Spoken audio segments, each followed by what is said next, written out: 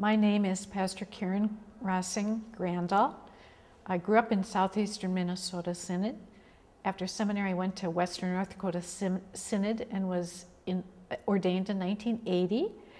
And so when the ELCA was forming in 1987, I was one of the more experienced pastors in Western North Dakota Synod.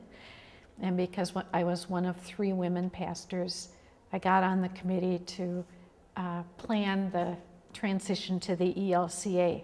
And I was on the committee to draw up the conferences, and so I got some North Dakota maps and just started drawing. I think I had 3 different configurations for conferences, and my task force then decided on the one they wanted. And I think the conferences remained the same, although one didn't like the name I picked out for them. And so when the ELCA was formed, there was a great fear that of the whole synod or the whole church becoming more metropolitan, and that rural areas would lose out.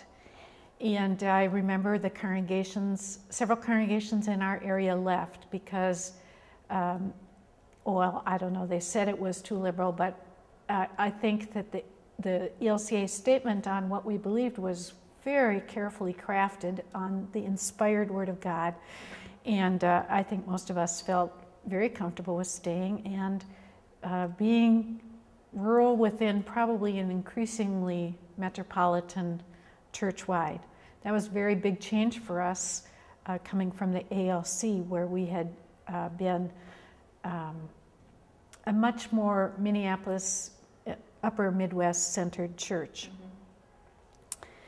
And I can remember going on Minot TV to talk about rural churches' concerns, and but everything went pretty well. What were some of the concerns of the churches? Well, mostly that the usual ones, that the ELCA didn't believe in the infallible Word of God, which we don't. We believed in the inspired Word of God, and also that headquarters was moving to Chicago, which was 8 hours farther away. Mm-hmm. We would never be able to get there. And I do think that that has been difficult for rural areas, in that in the ELCA, very little attention has been paid to rural congregations. And so that's been difficult, except for the wonderful Discovering Hope stuff.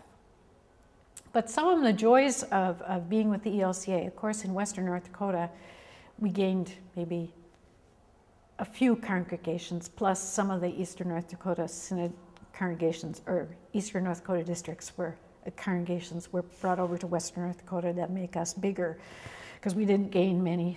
But I have found that the Swedish congregations, especially those of the Augustana Synod, have been a real asset to our church. We've gained a sense of joy and a real healthy connection to the church. And so that in those synods where there are a number of congregations from the Augustana Synod, we rather stayed, Norwegians have really gained. My regret about the ELCA is that in its structure, we took the LCA structure for pastors with strong synods and a weak national. And as a result, it has been very difficult to move from synod to synod if you want to. But the even more difficult thing it used to be when I started out that everybody started in Western North Dakota or South Dakota or Nebraska or Montana, and it was just expected that you would do your 3 to 5 years out there, and then you could come back to southeastern Minnesota or wherever you wanted to go, Washington, wherever anybody wanted to go. And so it was understood that you paid your dues and then you would get a good call. Nowadays, if you come from Western North Dakota, southeastern Minnesota, you completely start over in seniority, and your experience out there in Western North Dakota counts for nothing. So it's been really hard. actually, I went up there single, and I married a guy, the organist, a couple towns down the road, and it has really been a struggle, because if you go to West North Dakota at the beginning, it's hard to get back to places that maybe you want to be at. I wish that this church would pay much more attention to how we're going to pastor and care for the people in Western North Dakota and Nebraska and Montana with some very good pastors. I think that's the really biggest struggle. How do you think the church could do better in its outreach to rural ministry? Well, there was a long time where there was absolutely nothing but then they did come out with this Discovering Hope stuff, and I in southwestern Minnesota, I think that they have tried to keep that going a little bit. But I think one thing is recognizing that the rural values of family, church, and patriotism are real values. And I think we'll see that at the convention this week, that where it appears to many rural people that homosexuality does not fit in with the traditional family model that they have worked so hard to create and foster, and that is the strength of their community. And you will see many people who have never met a homosexual, just know them from on TV, and they're kind of from Will and Grace or some other program, maybe Ellen. Some have seen Ellen, but they wonder if that is going to destroy the normal rural fabric that holds the rural areas together. And what I'd like to see from Churchwide is to, usually when they have a rural person, they tend to try to advocate for, they try to have it kind of a peace and justice kind of a position. And what was more helpful was when in the Division for Congregational Life, when they had this material on what makes a vital rural congregation vital, and to help us figure out what are some of the things we can do in a rural congregation with limited resources. One of the things I was really hoping from Augsburg Fortress, because small rural churches, our organist is 83 years old, and she refuses to learn a new hymn. So whatever she knows now, I tried to get her to learn a new hymn that was, I'm very musical, so I understand what is singable, and she just refused to do that.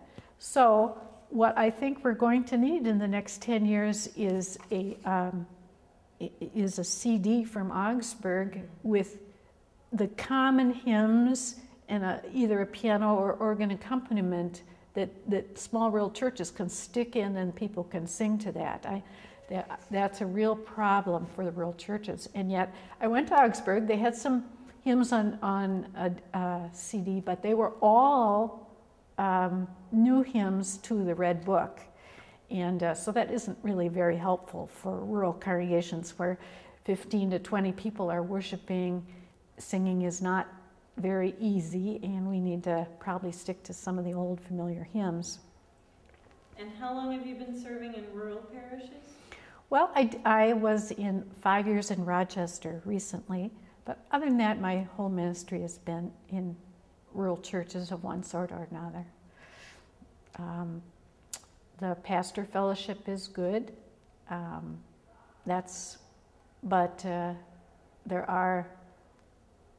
It is really lonely, and it's hard for pastors to be out there, I think.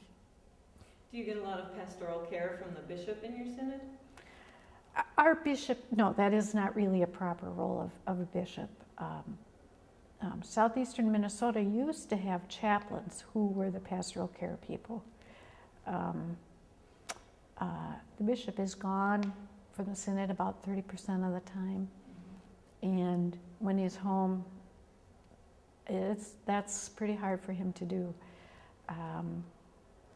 But different bishops approach it differently. Now, sure. And you said you were ALC before the Mhm. merger, right? Yes. How did your congregation handle that transition? By that point, I was at my second church outside of Minot, which is a little bit more. Minot is a small city, and so we had some people that were a little better educated. In my first parish, I had nobody who'd been to college except for one teacher.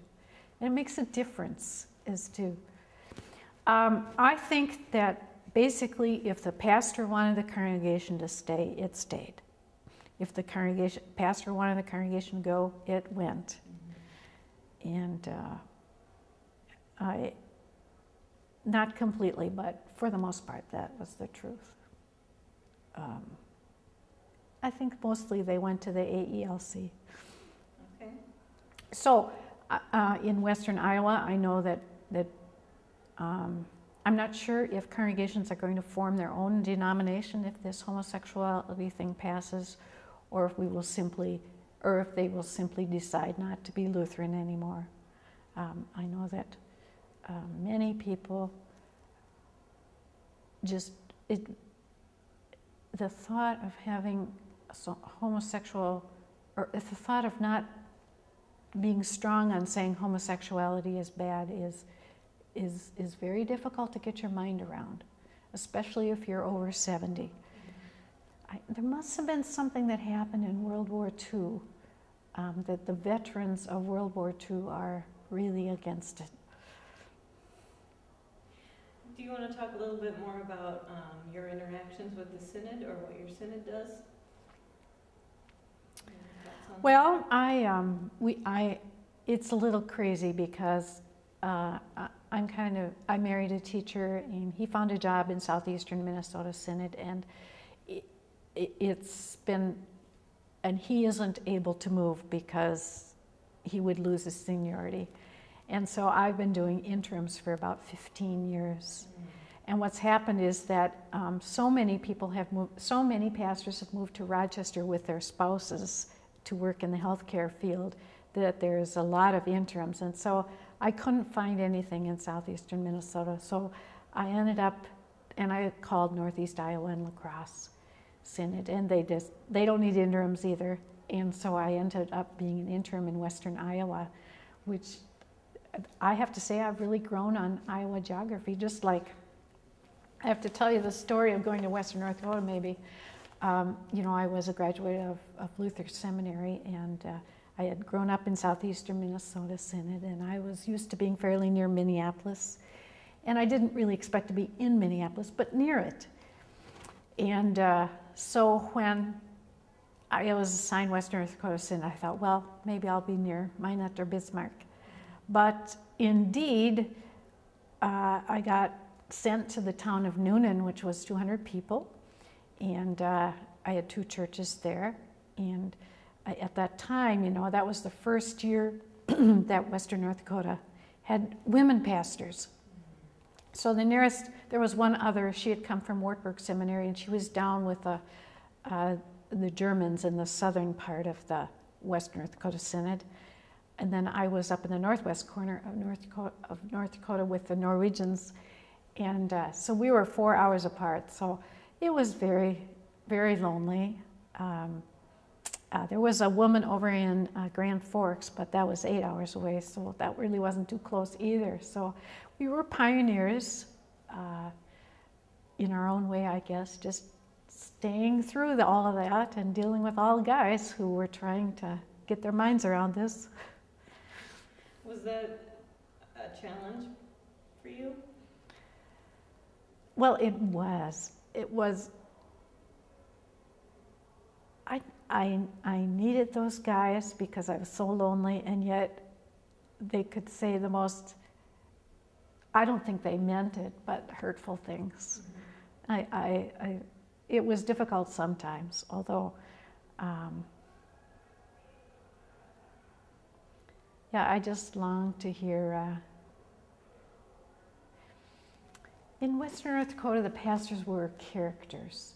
You had to be to survive out there. You had to be kind of a little bit independent, a little bit different. If you wanted to kind of be traditional, best go over to eastern North Dakota or southeastern Minnesota, which is, in the ALC, people went from West North Dakota to southeastern Minnesota, from the Norwegians in West North Dakota to the Norwegians of southeastern Minnesota. And so the ones who wanted to be, you know, more closer to the church headquarters and so on went to southeastern Minnesota. Those of us who stayed for our second call in West North Dakota, we enjoyed it because we realized that we could be kind of independent and a little rougher. Not exactly cowboy country. I interned in Hot Springs, South Dakota, and that was more cowboy, but Norwegian Plains people are a little bit different in that they're open to new things, and that was the best pastor fellowship I ever had, was in that first parish where so many of us were in our first parish, and we traveled an hour and a half just to get to conference meetings or even to text study. So it was an all-day event, but you picked up pastors as you went, and the fellowship was great. Do you think things have gotten easier for women? Oh yeah, there's so many of us now. Who even thinks about it being odd? It's really not. Everybody's seen a woman. A really interesting phenomenon was when I came to Southeastern Minnesota Synod, was that they said, we didn't know there could be women pastors who weren't overweight. And that was because a lot of the first ones were. And I don't know why that is. I have my theories on that, but yeah, no. I was honored. I was the first woman in Southeastern Minnesota Synod to reach 25 years a few years ago. So. All right. Well, thank you very much. Yep.